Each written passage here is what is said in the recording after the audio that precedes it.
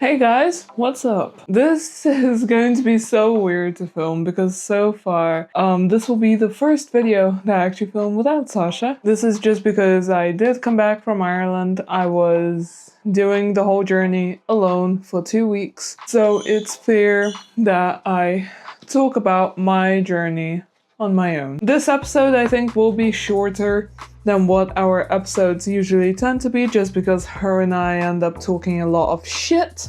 You'll be back to normal programming of her and I talking shit very, very soon. I was in Ireland for 2 weeks. It was technically my holiday. I signed up for a gym there for those 2 weeks, and I did go both of the weeks. But if you are a part of my Discord, then you do know that I faced a lot of challenges with going those 2 weeks, and we're going to talk about them. So let's have a look at what I was doing on those days. So 30th of March, I did legs. 31st of March, I did back and arms. On 2nd of April, I did glutes, or leg day with a glute focus. On 4th of April, I did shoulder and chest. On 6th of April, I did legs again because it was like the start of the second week, and that was it. I didn't go back to the gym until the 13th of April, which was my first day back in Spain. Obviously, we'll talk about the reasons why it kinda abruptly ended there. Let's just get started with our section. So section 1, performance and progress. Did I make any progress towards hitting my goals? My goal being weight loss. This is kind of where we really get into it. I think it's debatable. My diet was really not it, but at the same time,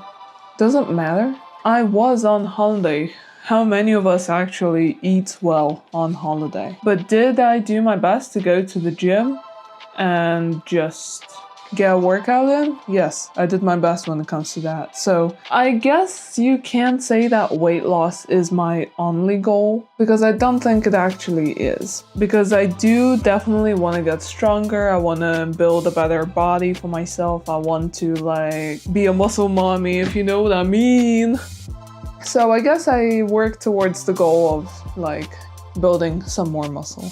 My strongest session while I was away, I think that is a very, very good question. I think my strongest session would have to be legs. There are several factors to it. It wasn't necessarily my biggest weights or anything, but it was definitely the workout that I felt the most comfortable with. Obviously, gym is about taking yourself out of the comfort zone, but being in a new gym in a different country without your best friend who guides you through things, that was pretty hard for me mentally. And I think leg press is the day that I usually handle very well on my own, because those are the exercises I'm most familiar with. So I think that was my strongest session, in the sense of that I was really able to focus on the workout and really hit it strong. The worst session.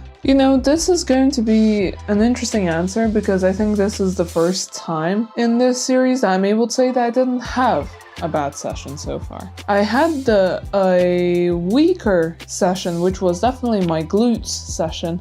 And obviously, let's backtrack a little bit. I only did a proper glute session once before that, and that was in Spain the week before. If you go back to that episode, you might remember that I was feeling extremely discouraged because it just wasn't hitting in the right places, and it just didn't feel right. It wasn't hitting right, and I was really ready to try that session again, and I did try it again. It definitely went much better. The hip thrusts, I was able to do 30 kilograms, and I was definitely feeling it in the right place. I wasn't able to stand up afterwards. I did some seated leg press to kind of try to warm my legs up, but when it came to doing single leg press, I actually wasn't able to do it because I had knee pain, and I was actually dealing with really bad knee pain for I want to say probably a week and a half. I'm not too sure what that was due to. I think that what actually happened is I injured my knee on my first leg day. I can actually pinpoint which exercise that happened on. That happened on the leg extensions. I remember being able to do a lot of weight on the leg extensions. So I put it up to 26 kilograms for my first set, and I was able to do it. I went up to 12 reps, but it wasn't feeling nice.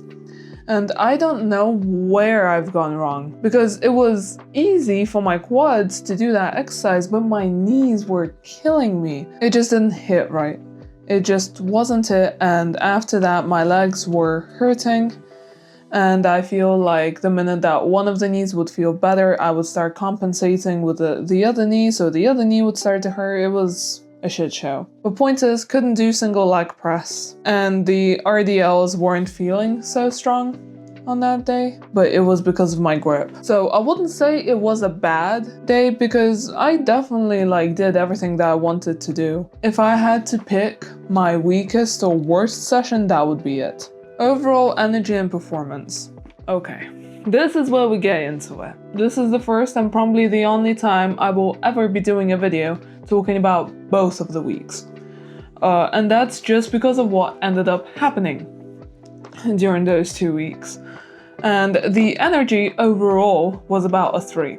Because what ended up happening before I went to Ireland, I believe it was mentioned in the video before I went to Ireland as well, is that I was not feeling well. I was having insomnia. I was dealing with digestive issues because I was having a lupus flare-up. By the end of the week before I left to Ireland, I was starting to feel better. So I thought it was done. I was incorrect in thinking that, because the flare-up came back. I pushed through the flare-up, and then the flare-up pushed me. And that is why I ended up having to basically take a week off gym.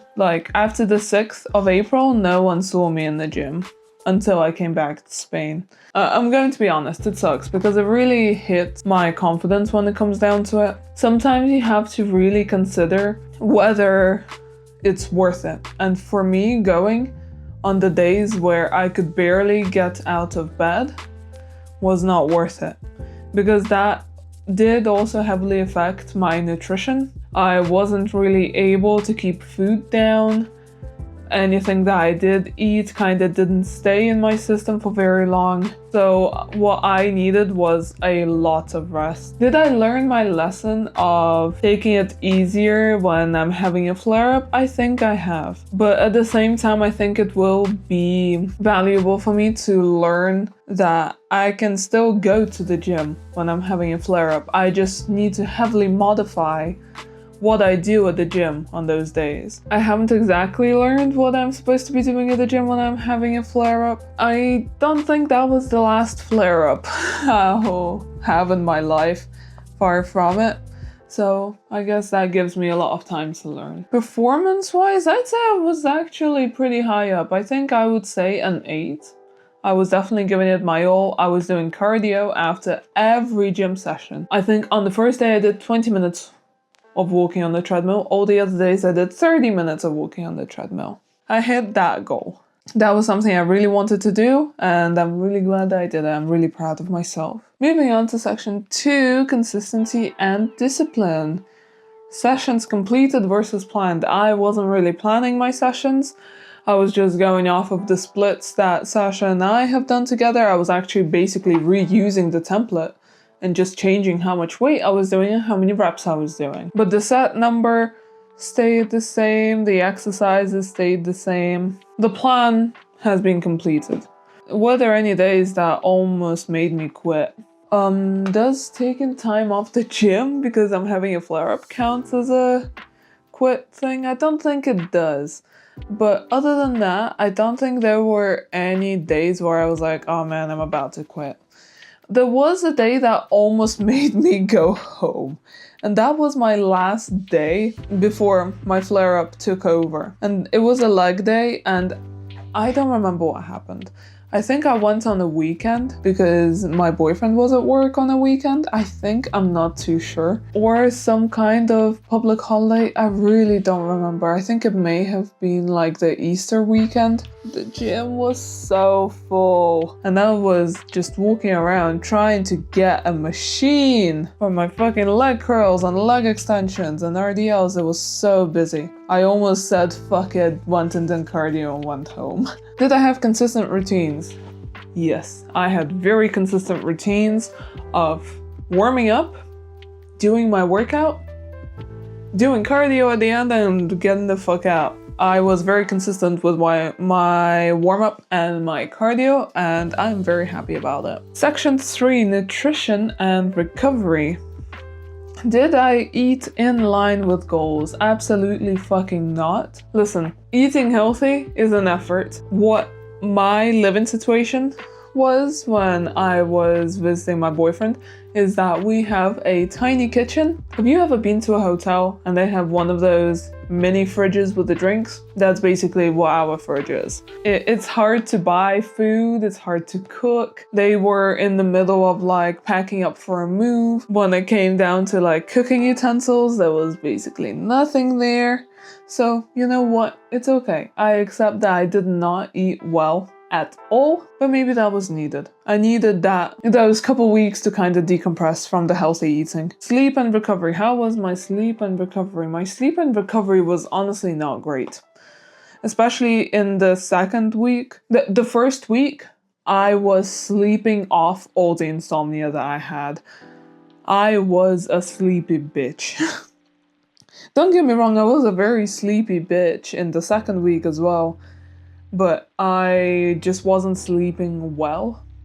I would wake up wrecked. Even worse than what I would be with just insomnia. It was really bad, and that's how I knew that my flare-up was coming back. Alright, section 4, physical and mental changes. Any physical changes? I don't believe I noticed any at the time.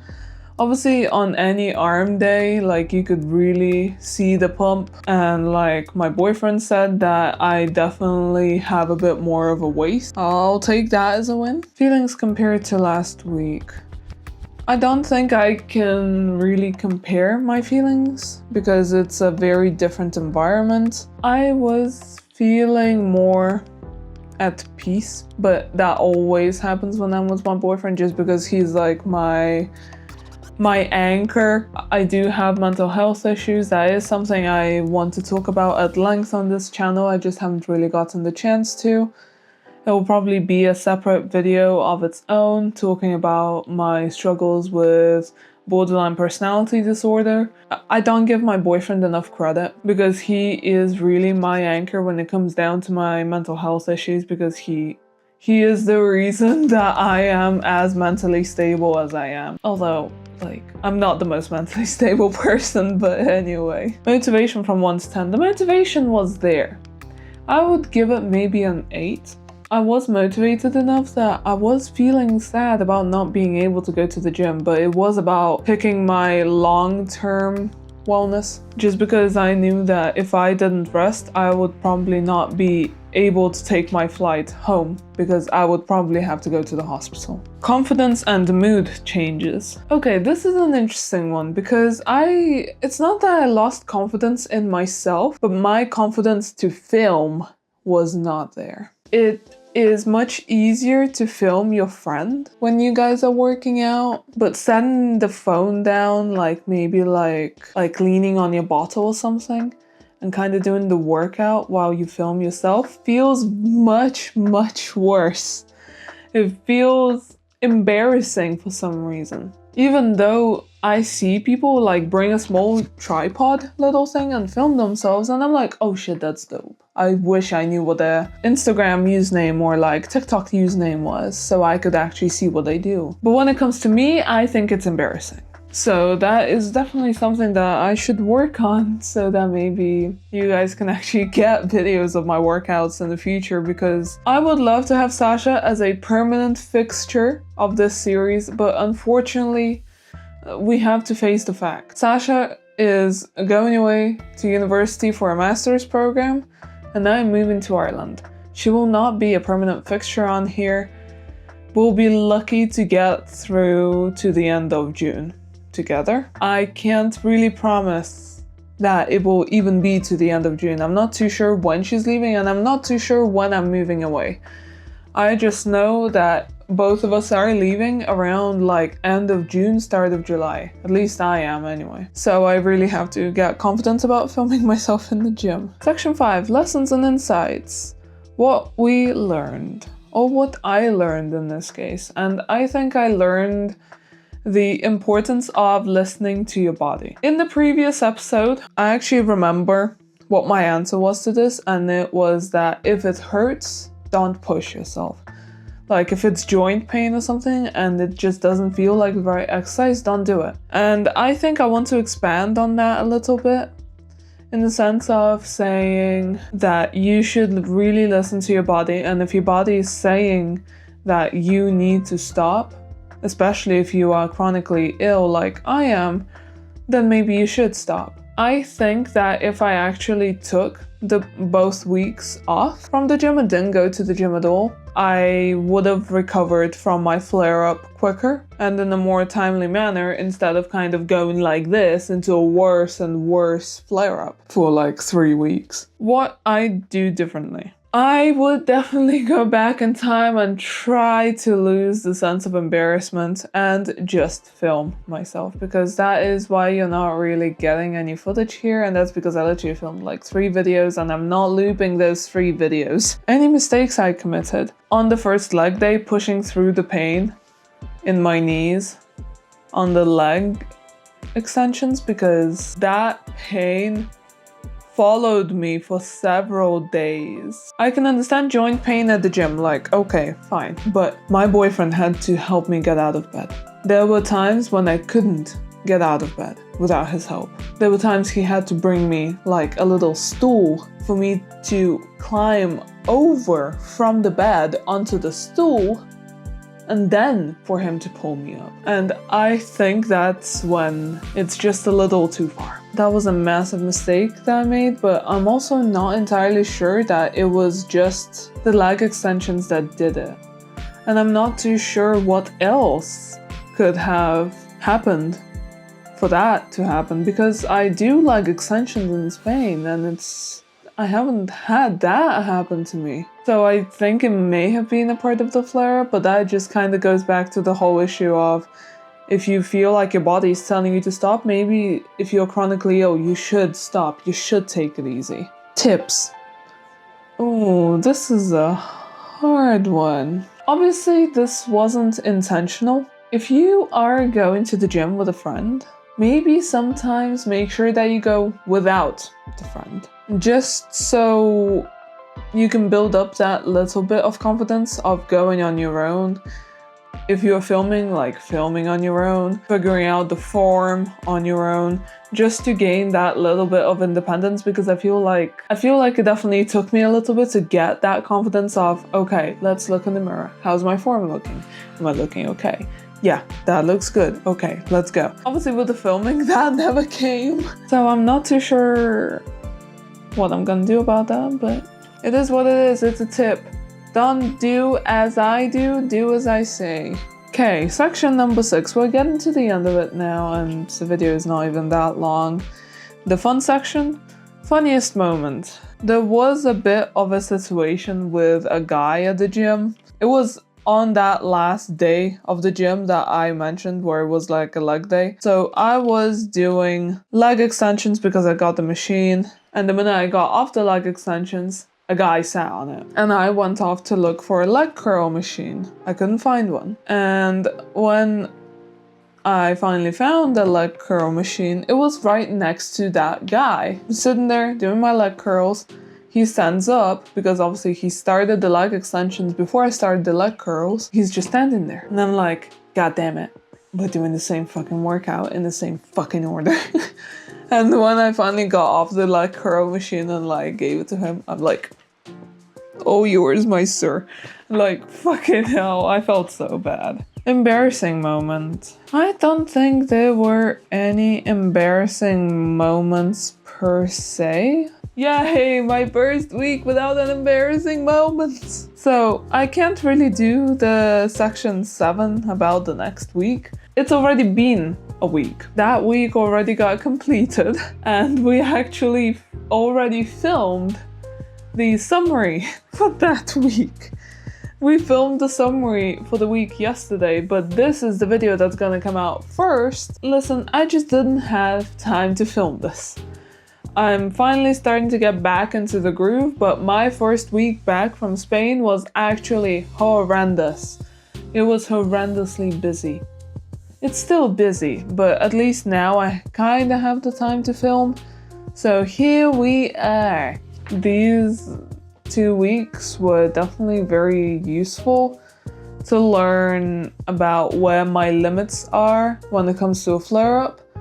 And it was definitely very useful to learn that, you know, if you're having a flare-up, in some situations you can power through it, but there are just situations where it gets so bad that you should be able to say, okay, I'm gonna stop here. My flare-up got so bad that I had to have a fever, chills, actually not being able to hold anything in my stomach for longer than 30 minutes for me to be able to say, okay, maybe I am having a flare-up. Maybe I shouldn't go to the gym tomorrow. Like, huh? I'm like saying this out loud and I'm sitting here like, girl, you basically like pushed yourself so hard that you got the bad flare-up. Because my flare-ups usually aren't that bad. My flare-ups start out with pain, insomnia, just kinda indigestion, very low energy. That kinda causes my mental health to struggle a bit. Tolerable, you know? But my bad flare-up, yeah, that's me laying in bed with a fever, not being able to hold anything down, basically crying because I just feel so horrible. Having absolutely horrendous brain fog. And just honestly, I stopped being a person for that evening. And then after that, it doesn't get much better. I still feel like absolute shit, like for the next few days. I kind of feel bad for myself because like, damn, I shouldn't have pushed myself that hard. The past is in the past. I've learned from my mistakes, I think. And we move on. So yeah, thank you for coming to what I hope is a bit of a shorter episode this time around. If you like this video, please give it a like, consider subscribing. Check out my other social media down in the description, like my Instagram and my Twitch. Feel free to give me a follow on Twitch, maybe subscribe on there. I'll see you in the next video for next week. I'll see you guys soon. Bye!